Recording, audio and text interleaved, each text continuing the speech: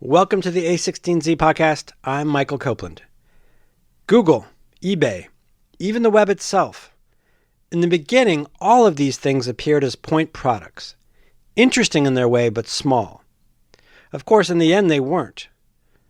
There is this swallow the red pill moment that happens, Marc Andreessen says, where you realize something really, really big is going to happen. Optimization, the relentless improvement of everything, is another one of those ideas. At first it's like, okay, you can make, these websites a little better, mobile apps a little better, and do this, and conversion rates and so forth. And then you realize, wait a minute, you can make everything a little bit better, right? Basically everything in the world can be made better. And so everything, every experience consumers have can be made a little bit better. Every experience that people have in the workplace can be made a little bit better. Every experience people have when they're traveling can be made a little bit better. And you make everything a little bit better kind of all the time, and basically the entire world gets better. In this segment of the podcast, Marc joins Optimizely CEO Dan Siroker for a conversation that covers a huge swath of what's most exciting in tech today. The spread of optimization tools, privacy trends, artificial intelligence, virtual reality, Bitcoin, and killer robots. It's all in there. There's going to be all kinds of things in the world 50 years from now that today we think of as weird and strange that we're going to just take for granted, and we're going to be, us and our kids and grandkids are going to be thrilled that we have them. All that in this segment of the A16Z podcast, and why Donald Trump's hair could use some A/B testing. Dan Siroker gets things going. We here are all big believers in optimization. This is Opticon, and we'd love to hear. We'd love to hear from you. What do you like about optimization, in particular, why you invested in Optimizely? Yeah. So we invested in Optimizely how long ago now? 18 months, 24 months, a couple years now? Yeah, about that. Yeah. So there's really two big reasons for it. And I'll brag on Dan and his colleagues, which is we're in a people business and we back amazing people. And amazing people attract amazing people. And so the team that Optimizely has built and this event and the enthusiasm, in here and everything just, speaks just, volumes about how exciting I think this company is. And then the other part is the idea. And we have this sort of theory. There are these ideas, there are a lot of ideas that seem like really big ideas at first, and then sometimes they work and sometimes they don't. And then there are these very special ideas where they kind of start out looking, like a point product or a point thing. And then there's kind of this swallow the red pill moment that happens where you kind of realize, oh my God, something really, really big is going to happen here. And you kind of come out the other side going this is going to be one of the really big things. And in the history of our industry, I would say Google was one of those where it's at first it's a lot of people's reaction to Google early on was I searched the internet, is there anything on the internet? What am I going to get? Is it all just cat photos? And then it turns out right now it's all the world's information and you can answer any question anytime for free.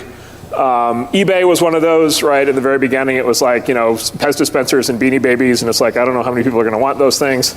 And then it turned out to be the world marketplace for everything. And so what we basically figured out, or what we believe is Optimizely is one of those ideas, and optimization is one of those ideas, which is at first it's okay, you can make these websites a little better, mobile apps a little better, and do this, and conversion rates and so forth. And then you realize, wait a minute, you can make everything a little bit better, right? Basically everything in the world can be made better. And so everything, every experience consumers have can be made a little bit better. Every experience that people have in the workplace can be made a little bit better. Every experience people have when they're traveling can be made a little bit better. And you make everything a little bit better kind of all the time, and basically the entire world gets better, right? And so if you can take you guys see this in your day jobs, is you take 1% or 2% or 3% out of this activity that 10 million people do, and that turns out to be a lot of time. Right, or you make the experience a little bit better here and a little bit better there, and then you magnify it out across all these users, all these clicks, all these points of engagement, and everything gets better. And so I think this is a company that may have kind of the most leverage maybe of all the companies we've invested in, which is it's sort of an opportunity to make the whole world better. Oh, thank you. Sure. I like when you said every experience can be made a little bit better, and we do believe we've built a platform that can help this group do that for their customers. And today we launched Personalization, our second product, and in that there is a obvious transition to using more data about an individual in a way that might be infringing on some of their privacy. And I'd love to hear your thoughts on how this group, our customers, can at the same time give a better experience, a little bit better experience, but at the same time respect their customers' privacy. Yeah. So privacy is one of those topics that's become a hot topic in the world, and it kind of, I gotta admit, it kind of snuck up on me, kind of by surprise, because I grew up in the rural Midwest. I grew up in rural Wisconsin, and I would say in an environment of almost total privacy, which is like nobody had any idea who I was, and nobody cared, and very little connectivity, and a lot of people here are old enough to remember the days of it's like, okay, I want to watch TV, okay, there are 3 channels to pick from, there's no like micro targeting of like video content. It's like you're going to watch what's on ABC that night. And so, and then, when you deal with institutions, you're dealing with the government or you're dealing with banks or something, it's this sort of impersonal interaction where they don't know much about you, and it frankly comes across because they don't care that much about you. And so, I've always just had kind of the default view that if businesses in particular know more about their customers, they can provide a better kind of experience. And then you look at these things, there's a lot of, drama around like, privacy of your Google searches or privacy of your Facebook graph or whatever. But as a user, it's great, right? The utility from making the trade and basically contributing personal information, the utility you get as a user is just absolutely enormous, absolutely tremendous. And so I think, the dominant thing that's happening is the idea of privacy basically gets redefined. Right, and it gets redefined from kind of maybe old ideas that maybe nobody knew much about anybody to new ideas in which maybe the world becomes significantly better because there's more transparency. And so, I think this debate's going to play out. Like, I don't think there's a single answer to this. I do think that sometimes privacy advocates kind of stereotype this thing as if the world's going to be kind of abstractly better if there's more privacy. I think in reality, there's always this privacy utility trade-off. And then I think what happens is younger people, and you see this in all the usage data, younger people, younger consumers coming up, just have a different view of privacy, right? And so, of course, like everywhere I go and everything I do, I take photos and I put them on Instagram. Like, to not do that, I'd be making myself a social pariah, right? Why would I choose to not participate in this?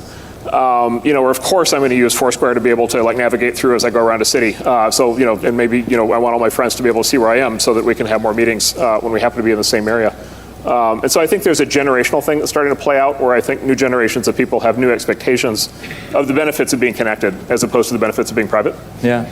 So if the younger generation has a different view of privacy, if you had to forecast 5, 10 years or 20 years down the line, is privacy dead? Is the concept of privacy antiquated? Yeah, so I don't think so.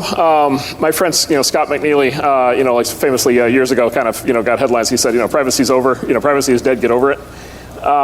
I don't really believe that, and I think you also see this when you spend time with young people, which is, I think we need to give people control. I think we need to give people control over what they share and what they don't.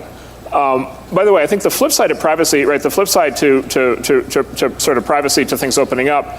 The flip side is we have these technologies, especially encryption. We have technologies to be able to keep information safe and secure. And arguably, one of the big problems of our time is that those technologies actually aren't being used. There was actually this very fascinating kind of hack security breach that happened in the government about 2 weeks ago. Came out, it turned out this government agency called the Office of Personnel Management, and they basically have all of the employment files for all federal government employees, including, and this is the scary part, they have all of the federal top secret clearance background checks, which is basically hundreds of pages for everybody who's ever worked for like the military or intelligence agency, where they've got like all the dirty secrets, like everything they've ever done in their life that would be embarrassing.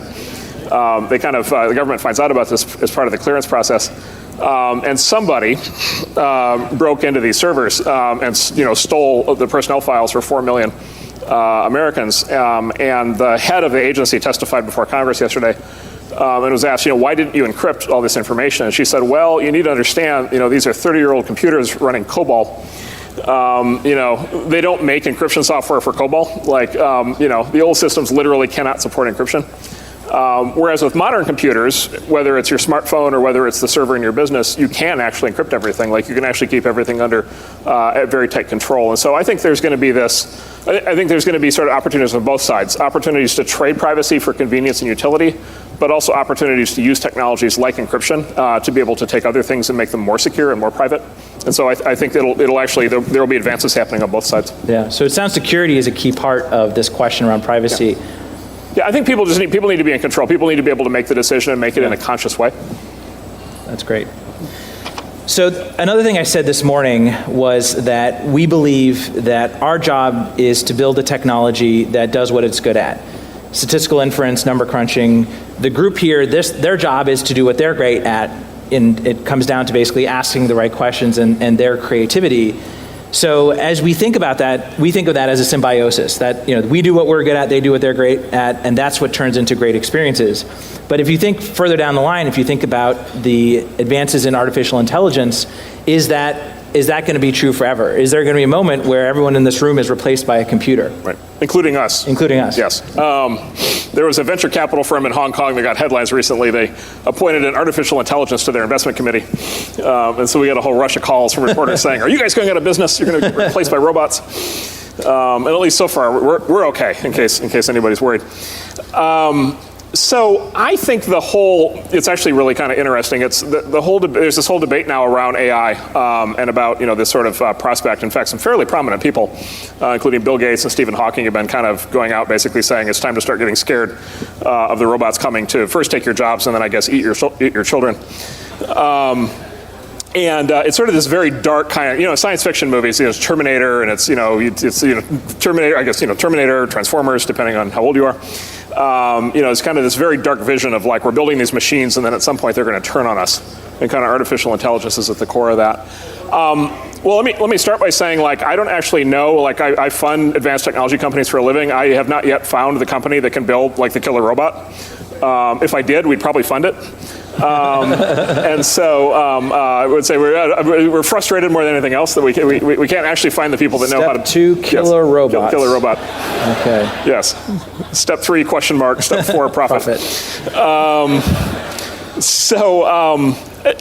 I think it's just. I frankly think it's just sort of a broad-based misunderstanding of the technology. What we all do here, and what we all do in Silicon Valley is we build tools. Fundamentally, what we do is we build tools, and we build tools that people use. There was a time, and the tools always are scary when they first come out, right? And so, the car. There's these really interesting histories. The car was really scary when it first came out, and in fact, the car was so terrifying when it first came out. People got so freaked out by the idea of this mechanical beast, sort of a mechanical horse that would be kind of rampaging through towns and running people over, because cars at that point were going 15 miles an hour, and that was really fast. And so there were actually these laws passed at the time. This is 120 years ago now. There's laws passed at the time called red flag laws. And basically it was the only people who could have cars were rich people, because you'd be driving your car, you'd be out for a ride in your motor car was what they called it. And then you'd of course have to have your mechanic in the front seat with you, because the car would break down every 2 or 3 miles. And then you'd have to have a third person who would walk 100 yards in front of the car with a red flag, waving the red flag, warning people that the car was coming. And in fact, another part of the panic at that point around it was in Pennsylvania, they passed a law. They were worried that the cars were going to traumatize all the horses. And so they passed a law that said if you were driving along in a car and you saw a horse coming, you had to get out of the car, disassemble the car, and hide all the parts behind the nearest bush. And then the horse would go by, and then you could put your car back together and get back on the road. So these new technologies kind of always seem scary. And then what you realize is they help people. They help people. They help people do their jobs. They help people make better decisions. They help people get work done. They help people do things that were never possible before. And then you start thinking about all these different examples. And I mean, it's obvious if you're a cop, your best friend, if you're a cop now, or sort of work in the military, your best friend is the bomb disarming robot. And what a great idea that you can actually send the robot to disarm the bomb instead of having to do it. Another example of what's called AI, sort of neural networks, expert systems, that's getting very exciting is medical diagnosis. And so in the medical profession, there's this big debate right now, right? Doctors have always, doctors diagnose. You go and you see the doctor, and he looks at the scans, and they make the diagnosis. There are software systems now, expert systems, that through algorithms can make diagnoses. They can analyze the scans and everything, and they can tell you. And in all the studies that have been done in the last 20 years, the expert systems make better diagnoses than human doctors. And in fact, there's these tests that they do where human doctors actually, the same doctor given the same information 6 months later will often make a different diagnosis. Because it's, humans are subjective, and it's all interpretation, it's all this stuff. And so the question I always ask is, if you're going to go to the doctor, right, and you've got these opinions about people are better than machines and you don't want AI to do everything, if you're going to go to the doctor and you might have something serious, and you know intellectually that the machine is going to do a 30% better job of diagnosing, you're probably going to want the machine to do the diagnosis. And so I think we all vote with our feet on this stuff, which is we build tools. Tools make life better. Tools make people more productive in business. Tools make life better for consumers. And I'm an extreme optimist on this. I think we just make better and better tools all the time. And the tools help us as humans magnify our abilities. They don't take away from what we can do, they help us do more than we could possibly do before. And I think that's what's been happening, and I think that's what's going to continue to happen. But if I find the killer robot startup, I'll let you know. Okay, yeah. All right. Yeah. You said that obviously when new technologies come out, they can be scary, like the car, and there's often this broad-based misunderstanding of that technology. One of those technologies where that may be true today is Bitcoin and cryptocurrencies more broadly. Right. And I've heard there's been discussion of it being similar to the way that the internet was talked about when it started, and you were there.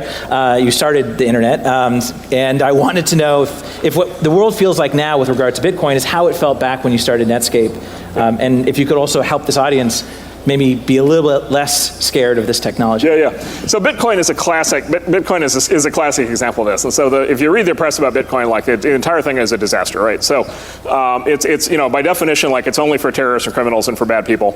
And along the way, it's going to make just going to run basically put the entire banking system into the ground, and it's going to revoke national currencies, and countries are going to collapse, and it's just all absolutely horrible. And then there's the reality of what it actually is. And so what Bitcoin actually is it's a new technology. It's actually very analogous to the internet. It's a new technology that basically makes it possible for people to do business online with each other in an environment with lots of hackers and lots of threats, but be able to do business with each other in a way that establishes and maintains trust. And a lot of that has to do with, it's not just financial transactions, but financial transactions are at the heart of that, right? And so how do you send economic value? How do you send money from person to person in a sort of an internet-centric way, which is still a challenge these days? And then for that matter, other kinds of digital assets. And so, digital keys, digital contracts, digital signatures, digital stocks, bonds, insurance agreements, like all kinds of digital assets Bitcoin is basically a platform to be able to exchange those in a trusted way online. And this is an extremely powerful idea. Like this idea is very powerful. The technology is very powerful, and this will be a big deal. What's interesting in the reaction to it is that the way that basically people think about it in the U.S. for example is they look at it and they're like, well, why would I use Bitcoin if I could do like a credit card transaction with Visa, or why would I use Bitcoin instead of using U.S. dollars because we have this currency U.S. dollars that works pretty well, or why would I use Bitcoin instead of a bank, like J.P. Morgan Chase? And so we kind of compare this new thing to these things that we already have. What I find interesting about that is that, technology now, right, smartphones, internet is getting to everybody in the world. And so basically you live in a world where basically a lot of people now around the world are getting smartphones before they have even running water or electricity. And all throughout Africa, Southeast Asia, and Latin America, and all these places, there's this amazing adoption of this new technology. And when it comes to financial services, in most of the world, people don't have stable currencies, right? If you live in Argentina or Venezuela, you don't have the same view that you trust your local currency the way that we trust the dollar, right? In fact, quite the opposite. You probably have hyperinflation, you have capital controls. You probably don't have a payment system the way that we have working here, and you probably don't have a banking system that works the way that we do. And in fact, the big challenge for a lot of people around the world is how do they ever store value? Like how do they ever actually keep value and not have it get stolen out from under them or have it get inflated away from them? Or how do they ever do business without middlemen, stealing money in the process? There's this great story in Afghanistan. There's a huge problem with, Afghanistan's trying to tilt up a national police force. And there's this huge problem of they were, paying, there's no modern banking system or payment system in Afghanistan. And so they were paying police officers with cash. But the problem was, the cash was getting embezzled by the commanders, along the way. And so the cops were only making half of what they should make because people were stealing the money along the way. And they started doing mobile payments to be able to pay the cops. And all of a sudden the cops were actually getting 100% of their paycheck for the first time. And so in most of the world, we don't have the kinds of systems, that we're used to having here. And so there's a very, very big opportunity to use these new technologies, and those include Bitcoin and those include smartphones, to really up-level the capabilities that people have in many countries. And I think that's a big part of how Bitcoin will play out. Yeah. Well, another thing that may cause some fear in this room is disruption. And we're fortunate to have some of the world's largest enterprises here, and I think oftentimes they'll see how fast industries can transform. If you look at Lyft and Uber, you'll see that happening to the cab industry, and maybe one day they'll be disrupted by driverless cars unless they do that themselves. I'd love to know your perspective on what you think is going to be disrupted next, and by that prediction, which jobs are going to disappear and which jobs are going to flourish? Yeah, so disruption has a branding problem. It has this scary name, and the reason it has this scary name is because the idea of disruption was invented by this guy, Clay Christensen, who's a professor at Harvard, and so he's a guy who comes out with a new idea, and if he gave it like a pedestrian name, like the name I would give it is creation, and I'll explain why in a second. But if he gives it like a pedestrian or optimistic sounding name, nobody would have paid attention, and so he gives it a big scary name, and everybody gets all spooked, and then pays attention, and it sells a lot of books and gets people to wrap their heads around it. So, but as a consequence, like it sounds like disruption. It sounds like it must be bad. If you read his book, it's called The Innovator's Dilemma, where he describes this, which remains one of the best business books ever written. If you read the book, what he basically describes is a very positive process. And the positive process of disruption is new consumer choice. New options available to consumers that were not available before. And then the sort of definition of disruption is a new choice, a new form of product that's available to customers who previously never had access to anything like it. And in fact, often a product that's cheaper. Right? And so the classic examples of disruption, the personal computer disrupted the mainframe, right? Once upon a time, there were only thousands of computers in the world. Then the personal computer came along, and all of a sudden there were millions of computers in the world. And all of a sudden, instead of a computer costing, $1 million, all of a sudden a computer costs $1,000. And so everybody here who has a personal computer today is a beneficiary of that disruption process. The people who ran the mainframe companies didn't think this was a good idea. They were not in favor of this. But the people who ran the PC companies knew that they were on the right side because they were giving consumers something that we had never had access to before. Smartphones are now disrupting PCs, right? And so if you go ask the PC guys, what do they think about smartphones? They're not fans. If you ask consumers who have access to smartphones who never, a smartphone in the developing world now costs like $100 or $50. A lot of people in the world are getting the first computer that they're ever going to own as a smartphone because they could never afford a PC. And so it's the same thing. The smartphone companies are disrupting the PC companies, but in the process delivering computers to a lot of people for the first time. And so this is the progress. This is how we make progress. And one of the things I like to point out is that basically everything that we have in our lives that we like and enjoy, that's a product or a service, is the result of disruption, right? It's like, washing machines disrupted, people hand washing dishes. Clothes washer dryers disrupted people hand washing clothes. Cars disrupted horses. The good news of the horses, they never complained. Everybody today who drives a car, like there is another world in which had the car not disrupted the horse, we would be spending a lot more time on horses. And so everything positive we have in the world that we like today is the result of this process. And I think this process will continue to play out. I think there's going to be all kinds of things in the world 50 years from now that today we think of as weird and strange that we're going to just take for granted, and we're going to be, us and our kids and grandkids are going to be thrilled that we have them. The other thing in the economics, and this gets to the whole thing on job loss, because disruption in the moment looks like it causes jobs to go away because the old thing is not as needed anymore, and so therefore the jobs must go away. The thing that disruption does that routinely happens, and it's kind of a surprise every time, is disruption lowers prices, right? And so the economic consequence of a lower price, like if I used to have to pay $1,000 for a computer and now I can pay $100 because it's a smartphone, what happens is that frees up all that extra money, right? And so, that frees, in that case, in that example, it frees up $900. And it's $900 that I would have had to spend on a PC, but now I've saved because I buy the $100 smartphone instead. That $900 still gets spent, right? It doesn't just get it doesn't evaporate, and it doesn't just get put in a bank account. That money gets spent. And that money gets spent on new things, right? And then from a consumer standpoint, you're better off because now you can afford more things for the same $1,000. From an economy standpoint, more jobs get created by the unleashing of the saved money than get destroyed by the effects on the legacy industries, which, by the way, is why we all are sitting here today with jobs.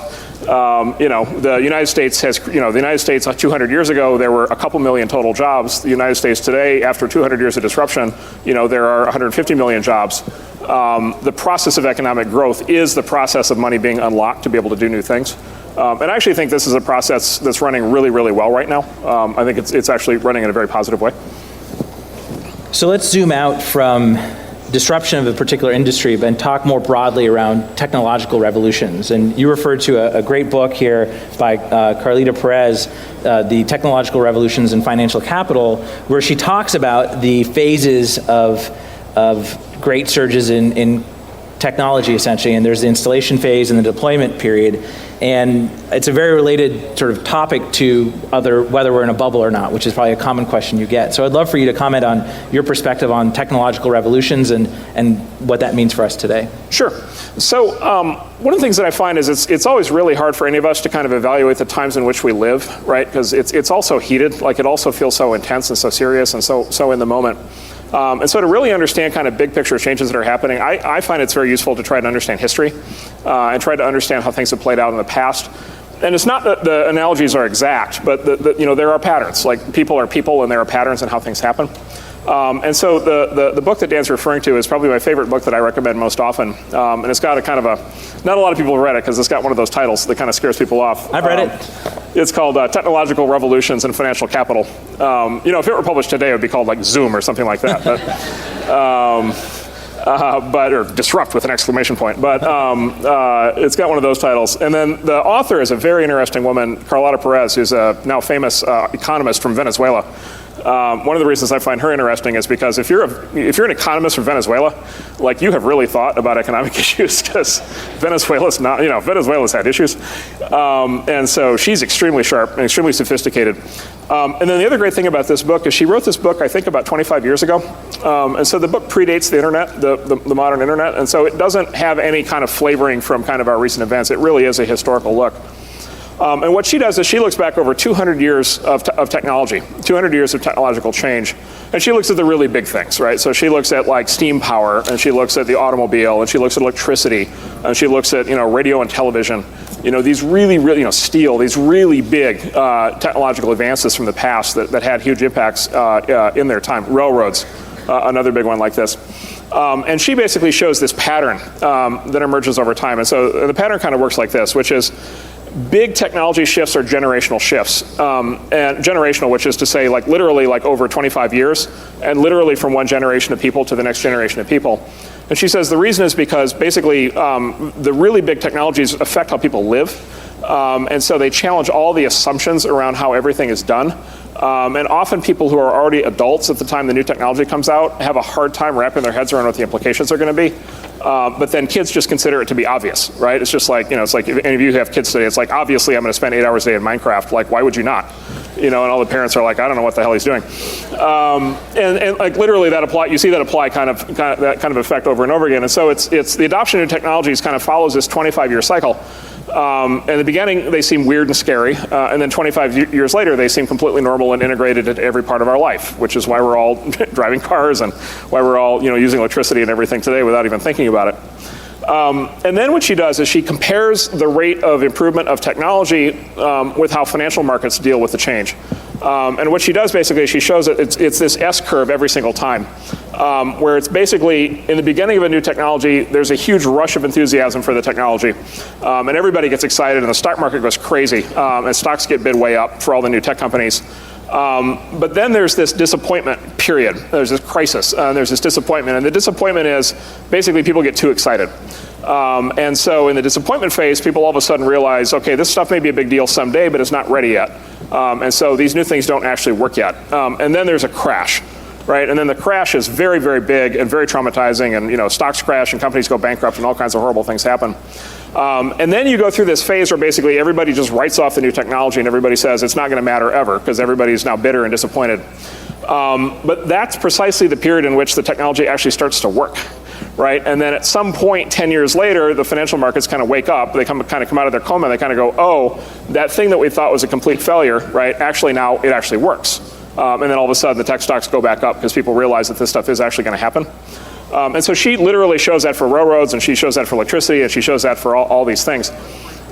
All of us in the room, we hear that story, and of course we think .com crash, right? We think like internet, bubble in the 1990s. We think .com crash. We think the sort of nuclear winter for tech between kind of 2000 and 2010, when most people thought the internet was dead.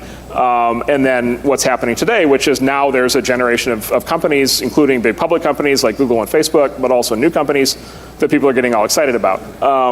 And so if you read this book and you view it through that lens, the sort of claims that we're in a bubble today make total sense. People are traumatized by the fact that the last time it looked like this stuff was going to work, it all didn't work and it crashed. And so we're all psychically scarred. But now this stuff is actually working, right? And consumers actually are on the internet, they're using it all the time, e-commerce is exploding, right? Online media is exploding, all these things are actually working. And now investors are starting to get excited again, but like reflexively, we feel like it can't possibly be real because it wasn't real last time. And what she would say is it actually is real this time. Yeah, and your firm just published an amazing report on the history of funding. I'd love for you to sort of summarize the findings for the audience. Yeah, so there's this thing, right? So the thing that's happening right now out here is there are these new companies, and the headline name companies, and Uber and Lyft and Airbnb and all these new companies. And there's this new term which we're not a huge fan of, but there's a term of unicorn, which is basically a private tech company that is valued at more than $1 billion.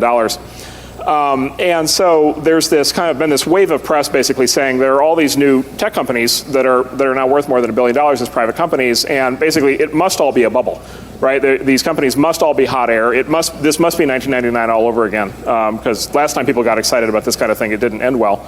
And so people are getting excited again, and it's not going to end well. And so there must be a bubble. And in particular, what people point to is, you have these companies, they're not public companies. It's like Apple's a public company, Google's a public company. Everybody can see their financials, and you can decide what they're worth or what they're not worth, but like they're stocks, and they trade, like public stocks. Whereas all these private companies, Uber, you hear reports about what their numbers are, but like who really knows? And these investors who are investing in them, like me, must be stupid, because why would you ever think these companies are ever going to be worth anything? And so that leads to this kind of presumption that there must be a bubble. We put out a deck that you can find on our website, a16z.com. We put out a deck, and we basically come at the question from another angle, which is we look at funding flows, and so we look at the flow of money into tech. And then we look at outcomes in terms of how many new companies are there and how valuable are they in total, kind of as a proxy to try to get a sense of has the world gone crazy, or are things relatively more normal than people think? And the two huge observations that we make are as follows. One is these so-called unicorns are all companies. A lot of these public companies, by the way, Optimizely is about if this were 1994 and we were sitting here, we would probably be getting ready to take Optimizely public, right? Like Optimizely is like at a stage where you could actually, in the old days, you could take a company public, and in the old days, Uber would be public today, and Lyft would be public, and Airbnb would be public, and all these companies would be public. But what's happened is it's now just taking a lot longer to take companies public. And so companies are staying private a lot longer. And so you've got these late stage financing rounds that are happening that are basically substitutes for IPOs. But in our deck, we basically show if you adjust for the IPOs that aren't happening and the companies are staying private, it's almost a flat amount of money actually flowing into tech. And then the other thing we point out is if you add up there's like 59 US tech companies that are private and are worth more than $1 billion. If you add them all up, they're worth about one Facebook, right? And so in totality, they're worth about one Facebook. And I'm involved in Facebook, and I'm a huge fan of Facebook, and Facebook should be a very valuable company. But Facebook versus 59 other companies, all of which are growing super fast. By the way, all the unicorns are worth about half of Microsoft. And all the unicorns are worth about a third of Apple, right? And so you just, at some point you ask the question, which is, would you rather own half of Microsoft or a third of Apple, or would you rather own 59 new companies that are building the future? And you could argue and debate that either way, but it's not crazy, right? There's nothing inherently kind of nutty about that idea. And so we think there's a fair amount of evidence, and this goes again right back to the theory of the book, as she would find this very unsurprising. Which is many of the, and by the way, not all these new companies are going to work. Like some of them are going to, I always like to say, private tech companies failing is not a sign of venture capital not working. It's just a sign of venture capital. Not all these companies work. And so it's not going to be 100% success, but the new companies in general, as a set, are going to do incredibly well. They are doing incredibly well, and they are going to do incredibly well. And I think against that, it's actually quite hard to actually see a bubble. Yeah. Well, it's a great argument why these companies, it's not nutty to think they'll do well. One concept that some people do think is nutty is virtual reality. I'm a big fan of reality. Why should I care about virtual reality? There's a great line somebody used online a while ago. He said, I went outside once. The visuals were amazing, but the plot and characters sucked.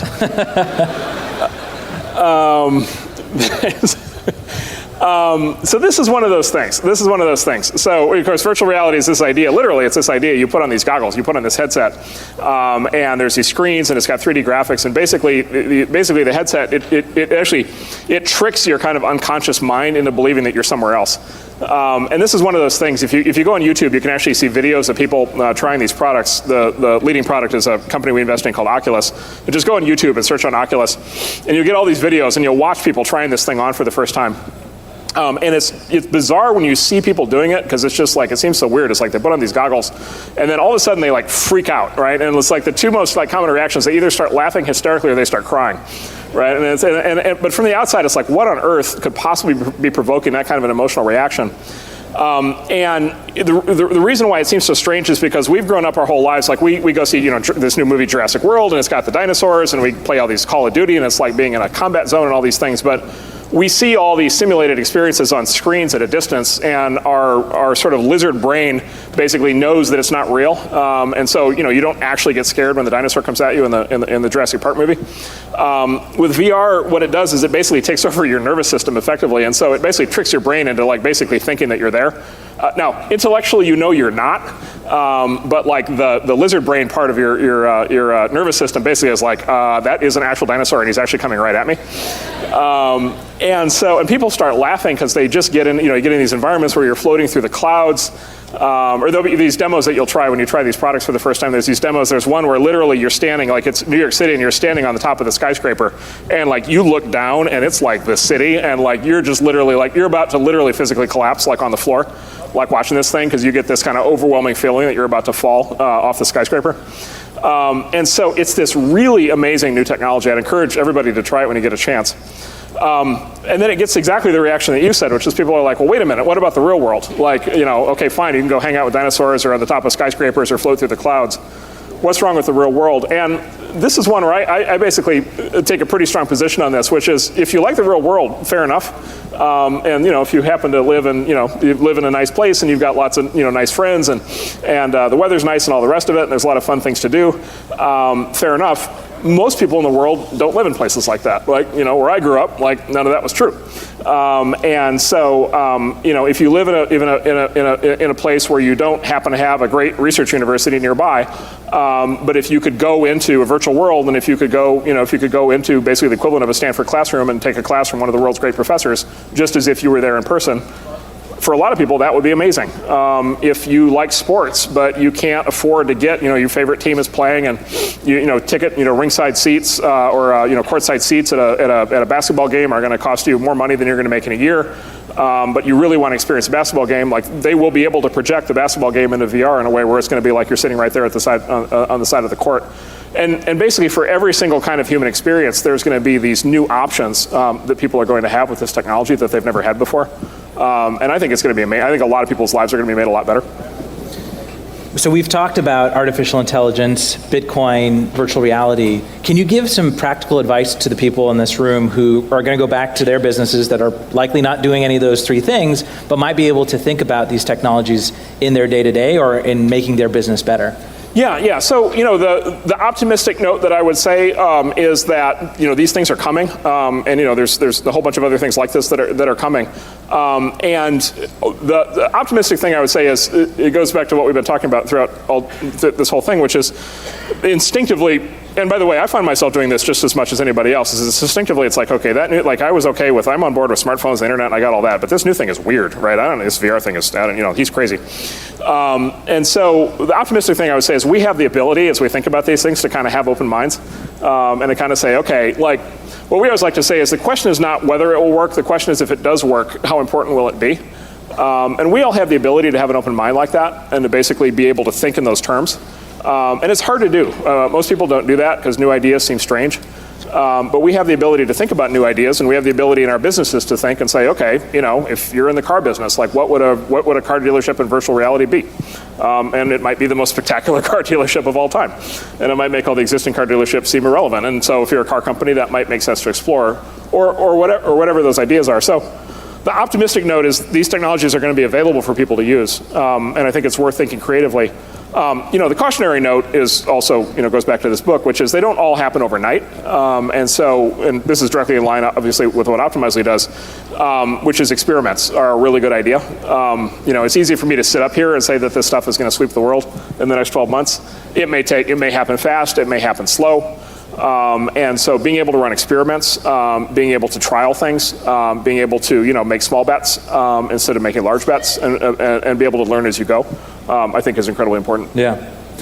Well, we've talked a lot about the future. Let's talk about this year and next year. We are in a presidential election cycle, and the origin of our company came out of the work in the 2008 Obama campaign, where we were trying to use data to help the campaign make better decisions. We were lucky to have both Obama and Romney use our platform in 2012, and I'd love to hear your take on data in campaigning, and where you see huge opportunities in this upcoming cycle for the campaigns to really maybe lead the way when it comes to data-driven decision-making. Yeah. Do you have all 2,000 Republican candidates on the platform this year? I wouldn't be surprised if they've decided to use our platform, but I won't comment on specifics. Donald Trump? Well, I'm not sure. Okay, we'll see. Right. Yeah. We'll see. He can test different hairstyles. So politics, and Dan knows more about this. Dan's forgotten more about this than I know, but politics is this fascinating thing, right? So 2008, right? So 2008, the big part of the story, right? 2008 was Obama got the jump on the Republicans. I think, on a whole bunch of fronts, but I guess fundraising was maybe the really big breakthrough in 2008. Online fundraising turned out to be a huge thing. And then the Republicans thought they had this all figured out for 2012, and in 2012, the Democrats made another huge advance with this kind of the on-the-ground work, and there were all these articles written about, the Democratic system worked incredibly well, and the Republican system that actually didn't work on that day for, the get out the vote efforts. And so politics is and in that context, it's not surprising that Optimizely kind of came out of this kind of superheated kind of political thing. The politicians or political campaigns are a great test bed for a lot of these new ideas, and this has been true historically, right? TV, there's these great, stories, from the old days of, TV became important kind of in 1960 with the Kennedy-Nixon debates, right? Which was kind of the first time that voters actually saw candidates like on TV as opposed to hearing them through radio, and all of a sudden, how a candidate looked and whether they looked like they were, shifty and sweaty or calm, cool, and collected actually mattered for the first time. And so I would say new technology kind of always gets trialed in these political environments, but the political environments are always one-offs, right? They're always and you see this, you saw this, which is, the campaign, and you're seeing this time, the Republican campaign, the Democratic campaign, they're going to put together these technology teams for 2016. They're going to do all these new things, and it's entirely with one goal, right, which is to win the election, right? And it's so important to win the election that they'll do anything that they think gives them an edge in winning the election. And then the experiments will either work or they won't work, and then the teams will disband, right? And then the people will literally all leave. And then 4 years later, it's an entirely new group of people, which means it's also an entirely new group of ideas. And so it goes back to earlier discussion. It's like the political campaigns are actually quick to jump on the new ideas because it's a new group of younger people kind of every single time. And so it's this very, very interesting test bed. And I think, for example, a lot of what is now happening with crowdfunding and Kickstarter and CrowdTilt and all these things is kind of, in a lot of ways, sort of derivations of what happened in 2008 with the Obama campaign. A lot of things now that involve, location-based social networking services, are getting now inspired by what happened with the Obama campaign in 2012. And so I would expect a tremendous amount of experimentation in these campaigns. I think there'll be lessons to be learned this time for sure, regardless of who wins. And it's going to be a test bed. The one that I'm waiting for that hasn't happened yet, actually this is interesting, it has happened, it just hasn't happened here. The one that I'm waiting for is the first social networking election, right? And so fundraising or get out the vote, the kinds of things that people have done so far with this technology applied to campaigns has had to do with kind of running campaigns the traditional way, but like most of the advertising has still been TV advertising. I think there's going to be an election in which the entire thing is going to pivot on social networks, and it's going to turn out that the candidate that most effectively used Facebook and Pinterest and Twitter and all these things is the one who wins. Actually, this has happened. Both India and Indonesia in the last election, the winning candidates credit their wins to the social networking platforms. And the Indian election is really worth looking at because Modi, it turns out running for president in India is a difficult job because India is gigantic and there's like 1.5 billion people. And so you can't even do the level of retail campaigning they do here in the US. And so his campaign made an incredibly effective use of social networks, incredibly effective use of online communication and messaging. And he credits that with his victory. And I think that will happen here. I don't know whether that's in 2016 or in 2020, probably one or the other. So we have a few minutes left, and I want to end by talking about philanthropy, which is something I know you care a lot about. We at Optimizely launched Optimizely.org last year at Opticon, and through that have been able to really help nonprofits enable them to turn their data into action, and through both helping them get improved fundraising and get more volunteers, but also advocacy and all the other causes they care about. I'd love to hear your perspective on not just philanthropy, but the role startups and businesses like ourselves can play in helping furthering those causes. Yeah. So this is a really personal topic for me. My wife teaches philanthropy at Stanford. So she and I have a very synergistic marriage, where I make the money and she gives it away. And she's very clear with me on my role in the partnership. And so this is a deeply personal thing. I would say it's incredibly encouraging. This new generation of corporate philanthropy, this idea that companies have a role to play in philanthropy, I think is a very encouraging idea. You know, the model for so long was that companies exist, you know, and this remains true, but like companies exist to make money for their shareholders. And then, you know, a lot of business people in the old days, they would make a lot of money in their business careers. Bill Gates is a great example of this. You basically focus on business for 30 years, make a lot of money, and then at some point you retire, and then you start giving the money away, right? And, you know, historically, philanthropy actually has been primarily old people. It's actually an interesting problem. Like in medical research, it turns out that the diseases that affect old people, there's much more funding for the cure than diseases that affect young people, because the medical research funding comes from old people who have made a lot of money, who have those problems. And they don't care that much about things that affect 30-year-olds anymore. And so that's kind of been the model for a long time. But now you have these new leaders, and Marc Benioff, you know, in tech, I think gets tremendous credit for this. Mark Zuckerberg, who I work with, is doing a huge amount on this now, and we'll be doing a lot more. There are other, you know, some people are very well known, some people actually not well known, but are very active philanthropists in tech from a much earlier age. Pierre Omidyar is another guy who's been very, very, very out front on this, who founded eBay, who's been doing philanthropy basically from the very start. And then there is this movement among Silicon Valley startups to do the kind of thing that you're describing. So, and a lot of it's inspired by what Salesforce has done, which is this kind of the idea of the 1-1-1 program, right? 1% of equity, 1% of profits. Of product, and 1% of our time. We follow that model. Okay, right, exactly. And so I think it's tremendously positive. There are people, so that's all the good. The argument I get in with people is there are people who are saying every company should do this, right? Every company should adopt the 1-1-1 model. Marc Benioff, who I think is a hero, actually wrote a book basically talking about how to do this with every company. And so there are investors in the Valley now who are saying every company should do this, should be part of every company's mission to do this. So that's where I differ a little bit. I think companies should do what's right for each company. I think companies in their strategies and in how they hire and in how they train and in how they operate should do the things that are right for them. I think it's very dangerous in business to cookie cutter kind of approaches without really thinking things through that are specific to each company, because people are different and different kinds of people come together in different kinds of companies to do different things in business. And I think the same thing is true of philanthropy, which is I think there are many different ways to engage in philanthropy, and the 1-1-1 approach is one of them, but I think there are also many others. For example, there are some companies that have a much bigger focus on having their products get used by nonprofit organizations or by educational institutions for free. There are other companies where that isn't a relevant concept, and they're much more focused on donating a percentage of profits. And so there's a variety of different models.